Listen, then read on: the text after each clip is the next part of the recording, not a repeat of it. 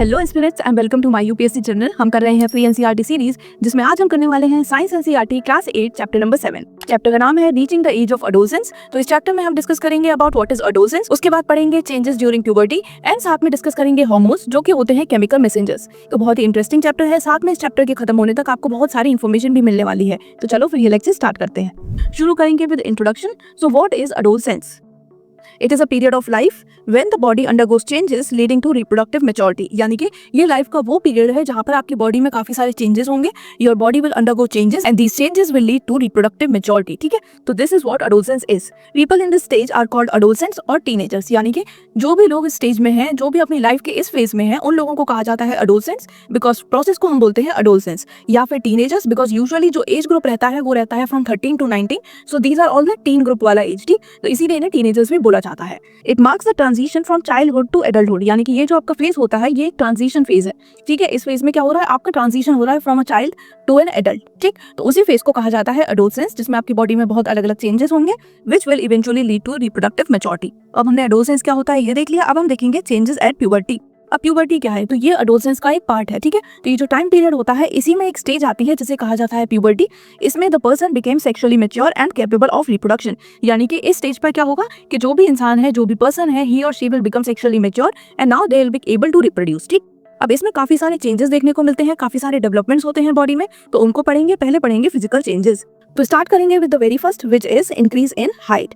तो सडनली आप देखोगे कि हाइट जो होती है अचानक से बच्चों की इंक्रीज होने लग जाएगी। ठीक है, the height will grow due to growth of bones and muscles. अब ये हो क्यों रहा है, बिकॉज उनकी जो बोन्स हैं, जो मसल्स हैं, दे आर ग्रोइंग, इस वजह से हाइट ग्रो हो रही है। ये जो चेंज होता है ये लड़कियों में जल्दी देखने को मिलता है, लड़कों में थोड़ा लेट दिखता है, बट इवेंचुअली लड़कों में आपको ज्यादा देखने को मिलेगा। तो यानी कि क्या हुआ, girls grow faster than boys initially but boys catch up later. आपने अपने घरों में भी देखा होगा कि आपके जो छोटे भाई होते हैं वो इनिशियली आपसे छोटे होते हैं, बट एक दो साल में पता नहीं क्या हो जाता है कि अचानक से उनकी हाइट आपसे भी काफी लंबी निकल जाती है। ठीक है, सो दिस इज दैट फेज जहां पर फिजिकल चेंजेस में अचानक से हाइट जो है इंक्रीज हो जाती है। बॉयज में थोड़ा टाइम बाद होता है, लड़कियों में ये जल्दी स्टार्ट हो जाता है, but still boys catch up later.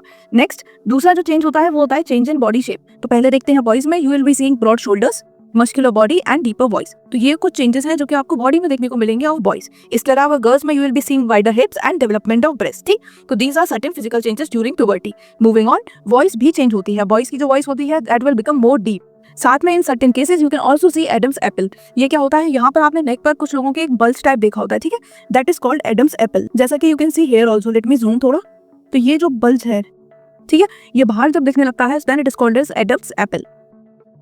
सो ये एक चेंज है जो कि बॉयज में दिखता है। In girls you will see that उनकी जो वॉइस होती है वो स्लाइटली हायर पिच हो जाती है। ठीक है, सो this is a voice change in girls. Next, increase activity of sweat and sebaceous gland. यानी कि इस एज ग्रुप पे आप देखोगे कि आपके काफी सारे एक्नेस एंड पिंपल्स हो रहे हैं। ये क्यों होता है, because of the increasing activity of sweat and sebaceous gland. साथ में बॉडी ओडर भी होती है। So these are all the changes. Next, development of sex organs. So boys में testis become functional and they start producing sperms. वहीं girls में जो ovaries है they become mature and now they start releasing ova, that is egg. Moving forward, एक और जो change देखने को मिलता है that is mental and emotional maturity. यानी कि डेवलपमेंट ऑफ एब्स्ट्रैक्ट थिंकिंग, कुछ अलग ही थिंकिंग जो कि प्रैक्टिकल वर्ल्ड से कनेक्टेड नहीं है। जैसे कि you will be understanding about feelings like friendship क्या होता है, फ्रीडम क्या होता है। तो आप ये फिजिकल वर्ल्ड से अलग की चीजें हैं, बट आप इन्हें समझना शुरू कर दोगे। You will start understanding love and a lot of other such concepts.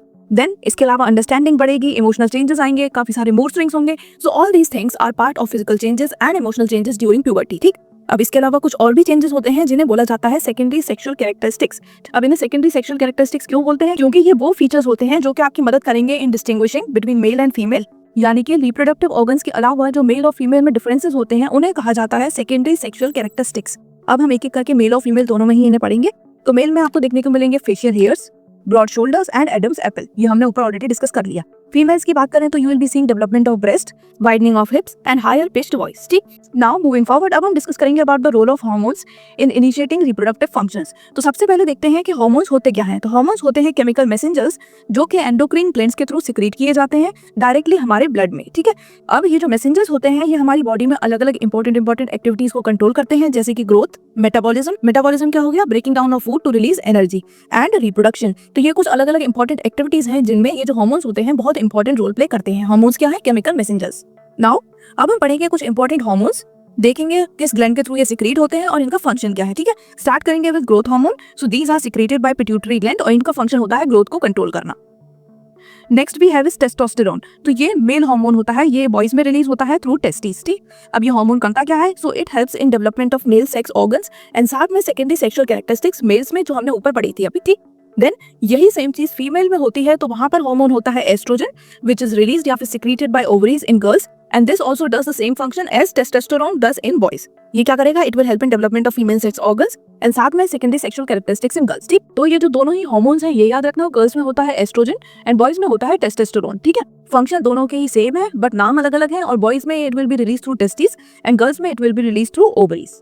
Moving forward, next hormone is thyroxine, which is secreted by thyroid gland और ये हेल्प करता है in controlling the metabolism. Insulin एक दूसरा important hormone है which is secreted by pancreas and it regulates blood sugar level. कभी कभी कुछ लोगों में आपने देखा होगा कि उनका ब्लड शुगर जो होता है वो अचानक से शूट कर जाता है, बहुत हाई चला जाता है। ऐसे केसेस में उनको इंसुलिन के इंजेक्शन दिए जाते हैं, इससे उनका जो ब्लड शुगर लेवल है वो रेगुलेट होगा। ठीक है, तो ये जो हार्मोन होता है ये बहुत इंपॉर्टेंट होता है, it is secreted by pancreas. Next is adrenaline जो कि सिक्रेट होता है बाय एड्रेनल ग्लैंड और ये हमारी बॉडी को प्रिपेयर करता है फॉर स्ट्रेस, फाइट और फ्लाइट। ठीक, तो ये थे कुछ इंपॉर्टेंट हार्मोन्स, इनका आप स्क्रीनशॉट ले लेना, 2-3 बार पढ़ लेना ताकि आप इन्हें ना भूलो। ठीक है, इंपॉर्टेंट है, कौन सी ग्लैंड इन्हें एक्सक्रीट कर रही है वो पढ़ना है और साथ में इनका फंक्शन। ठीक, मूविंग फॉरवर्ड अब हम पढ़ेंगे about onset of puberty. Onset यानी कि beginning of puberty. So pituitary gland secretes different hormones. Pituitary gland ही रिस्पॉन्सिबल होती है फॉर द ग्रोथ हार्मोन, जो कि ग्रोथ के लिए रिस्पॉन्सिबल होता है, साथ में अलग अलग हार्मोन्स भी सीक्रेट करती है which trigger testes and ovaries to release testosterone and estrogen। ठीक है, तो यानी कि जब पिट्यूटरी ग्लैंड हार्मोन रिलीज करेगी उससे क्या होगा? उससे टेस्टिस और ओवरीज हो जाएंगी ट्रिगर। ठीक है, और उसके बाद ये रिलीज करेंगी testosterone and oestrogen in boys and girls respectively. ठीक, these hormones lead to physical changes and maturation of sex organs. ये जो दो हार्मोन्स हैं टेस्टोस्टेरोन एंड एस्ट्रोजन, ये दोनों बहुत इंपॉर्टेंट है क्योंकि एक तो इनकी वजह से काफी सारे फिजिकल चेंजेस होते हैं एंड साथ में they lead to maturation of sex organs. ठीक है, तो हार्मोन्स याद रखना, बॉयज में होता है टेस्टोस्टेरोन एंड गर्ल्स में होता है एस्ट्रोजन। ठीक है, नेक्स्ट अब हम देखेंगे reproductive phase of life in humans. Humans में जो रिप्रोडक्टिव फेज है वो वेरी करता है। फीमेल्स की बात करें तो फीमेल्स में ये फेज बिगिन हो जाता है विद मेंस्ट्रुएशन एंड एंड होता है विद मेनोपॉज। ठीक है, यानी कि from the beginning of menstruation to menopause women can reproduce. अब ये मेंस्ट्रुएशन होता क्या है? तो देखो, मंथली जो यूट्राइन लाइनिंग होती है वो थिक हो जाती है बिकॉज इट इज एक्सपेक्टेड कि फर्टिलाइज एग आएगा, बट इन केस जब फर्टिलाइज एग नहीं आता तो क्या होता है? ये जो थिक लाइनिंग होती है ये ब्रेक हो जाती है, ये शेड होती है एंड इसकी वजह से होती है ब्लीडिंग। ठीक, so this monthly bleeding due to breakdown of uterine lining when fertilisation does not occur, इसी को कहते हैं मेंस्ट्रुएशन। पहला जो मेंस्ट्रुएशन होता है उसे कहा जाता है मिनाक। ये होता है around the age of 11 to 13 years और ये मेंस्ट्रुएशन वुमेन में स्टॉप होता है अराउंड 45 to 50 ईयर्स की एज पर।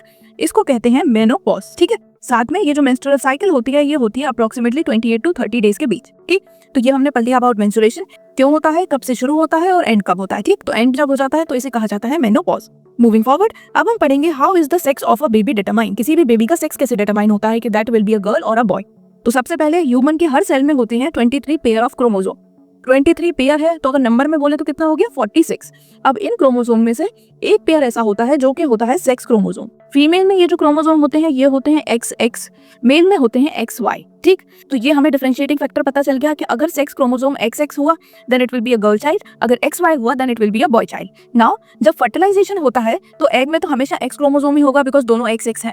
Now the differentiating factor would be the sperm, कि स्पर्म के थ्रू कौन सा क्रोमोसोम आ रहा है, बिकॉज स्पर्म में we have X and Y, तो X भी आ सकता है और Y भी आ सकता है। ठीक, तो sperm can either carry X और ईदर कैरी Y।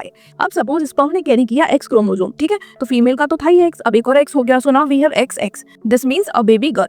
वहीं अगर स्पर्म के थ्रू कैरी हुआ Y क्रोमोसोम तो अब एक तो फीमेल का X हो गया और स्पर्म वाला हो गया Y, so now we have XY chromosome, इसका मतलब we will be having a baby boy. ठीक है, तो ऐसे डिटरमाइन होता है sex of the baby. XX है तो बेबी गर्ल, XY है तो बेबी बॉय। तो अब हम क्या कह सकते हैं कि the sex of the child is determined by father sperm. Father का जो स्पर्म है वो डिटरमाइन करेगा कि बेबी गर्ल होगी या बेबी बॉय। सो अभी तक जो लोगों की बिलीफ है कि ये वुमेन के ऊपर डिपेंड करता है वो कंप्लीटली गलत है, because it is the father जिसके थ्रू डिसाइड होता है that what will be the sex of the child. Moving forward अब हम देखेंगे role of hormones in metamorphosis. Metamorphosis क्या था ये हमने लास्ट लेक्चर में शायद कवर किया था या उससे पहले वाले में। मेटामॉर्फोसिस ड्रास्टिक चेंज होते हैं जो कि हमें किसी भी ऑर्गेनिज्म के बॉडी स्ट्रक्चर में देखने को मिलते हैं ड्यूरिंग ग्रोथ। फॉर एग्जाम्पल हमने पढ़ा था अबाउट बटरफ्लाई। इनिशियली वो एक कैटरपिलर होती है, उस कैटरपिलर को देखकर हम नहीं बता सकते कि एक नॉर्मल वर्म है या फिर ये आगे चल के it will change into a butterfly. ठीक है, तो ये बहुत ही ड्रास्टिक चेंज हो गया। वहीं अगर आप एक पप्पी को देखो तो आप उसके बच्चे को ही देखकर बता दोगे कि ठीक है it will grow as a dog. तो ये जो कुछ चेंजेस होते हैं, जो ड्रास्टिक चेंज देखने को मिलते हैं इन द बॉडी स्ट्रक्चर, इसी प्रोसेस को कहा जाता है मेटामॉर्फोसिस। ये आपको फ्रॉग्स में देखने को मिलेगा, आपको बटरफ्लाइज में देखने को मिलेगा, and this is caused due to various hormones. Frogs की बात करें तो ये कंट्रोल होता है थ्रू थायरॉक्सिन जो कि रिलीज होता है from thyroid gland. It regulates Metamorphosis and it requires iodine, यानी कि अगर वाटर में आयोडीन प्रेजेंट नहीं होगी तो फ्रॉग्स में ये जो मेटामॉर्फोसिस होता है ये नहीं हो पाएगा, ठीक। नेक्स्ट, इंसेक्ट्स में भी अलग अलग मेटामॉर्फोसिस होते हैं जो कि अलग अलग इंसेक्ट हार्मोन के थ्रू कंट्रोल किए जाते हैं। For example we have silk moth and butterfly. Next, अब हम डिस्कस करेंगे about nutritional and personal hygiene in adolescents. Adolescent में न्यूट्रिशन और पर्सनल हाइजीन कितना इंपॉर्टेंट है वो जानते हैं। तो सबसे पहले talking about the nutrition needs, so they need more energy, protein and iron and calcium, ठीक है। लाइफ के इस फेज में, इस एज ग्रुप में जो अडोलसेंट्स हैं उनको बहुत ज्यादा प्रोटीन चाहिए, कैल्शियम चाहिए, आयरन चाहिए, because they are in the growing phase. बहुत सारी चेंजेस हैं जो कि उनकी बॉडी में इस टाइम पर हो रहे हैं, फिजिकली भी हो रहे हैं, अंदर भी डेवलपमेंट चल रहे हैं बॉडी में। So therefore it is important कि वो अपनी डाइट को बैलेंस रखे with fruits, vegetable, milk, egg, meat and pulses, ठीक है। तो सारा ही प्रॉपर वो न्यूट्रिशियस फूड खाए ताकि उनकी बॉडी जो है वो बढ़िया से ग्रो करे। नेक्स्ट, पर्सनल हाइजीन भी बहुत ज्यादा इंपॉर्टेंट है। Regular bathing and cleanliness to prevent infection, this is important. And secondly, girls को स्पेशल टेक केयर करनी चाहिए उनके during menstruation. They should keep changing their sanitary pads regularly, ठीक है, ताकि कोई इन्फेक्शन ना हो और कोई इशू ना हो। तो ये हमने पढ़ लिया about nutrition and hygiene in adolescents. Now let's talk about say no to drugs. तो ये बहुत ही अलग टॉपिक है इस चैप्टर में, लेकिन ये टॉपिक इंट्रोड्यूस क्यों किया है? तो देखो, अडोलसेंट्स में क्या होता है, people are very emotionally vulnerable, ठीक है। वो बहुत कंफ्यूज स्टेट में होते हैं, काफी बार उन्हें चीजें समझ नहीं आ रही होती, मूड स्विंग्स हो रहे होते हैं, और ऐसे में वो बहुत जल्दी इन्फ्लुएंस हो जाते हैं। कोई आके उनसे बोल देगा कि आप ये ड्रग यूज कर लो, ये पिल यूज कर लो, दिस माइट हेल्प। बट ऐसी चीजों में, ऐसी बातों में नहीं आना। कोई भी ड्रग या कोई भी पिल जब तक कोई डॉक्टर आपको रिकमेंड ना करे तब तक आप ना लें, ठीक है, बिकॉज आगे जाके this can be very problematic, this can cause harm to your brain, to your liver, kidneys and may also lead to addiction, ठीक है। तो इसीलिए जब तक कोई चीज डॉक्टर प्रेस्क्राइब नहीं करे, किसी और के कहने से आपको वो चीज नहीं करनी। This may also lead to social, emotional and physical problems. Now moving to the last topic of this chapter which is adolescence, a period of stress and strain. तो इस टाइम पीरियड पर, इस एज ग्रुप में जो भी लोग हैं उनको mood swings, aggression, anxiety, curiosity and social pressure, ये सारा कुछ फील होना is very common. And important है कि जो उनके टीचर्स हैं, जो उनके पेरेंट्स हैं, वो उनको सही गाइडेंस प्रोवाइड करें, इमोशनली उनको सपोर्ट प्रोवाइड करें, and also they should give them correct information and moral values, ठीक है।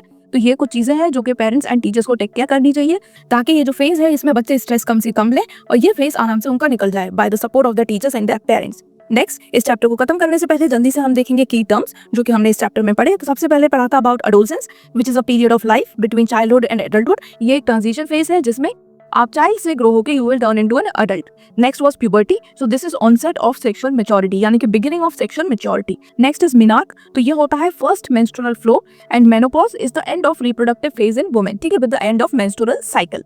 हार्मोन्स क्या होते हैं? ये होते हैं केमिकल मैसेंजर जो कि बहुत इंपॉर्टेंट अलग अलग फंक्शंस हमारी बॉडी में परफॉर्म करते हैं। And lastly metamorphosis, so this is drastic body change in an organism like frogs and butterflies during their growth years. Okay, so with this our chapter comes to an end. अब इसमें अगर आपको कहीं भी कोई भी डाउट हो तो आप कमेंट में पूछ सकते हो। साथ में लेक्चर कैसा लगा ये बताना बिल्कुल मत भूलना। मैं मिलूंगी आपको नेक्स्ट वीडियो में। Till then bye bye, take care, पढ़ाई करते रहो।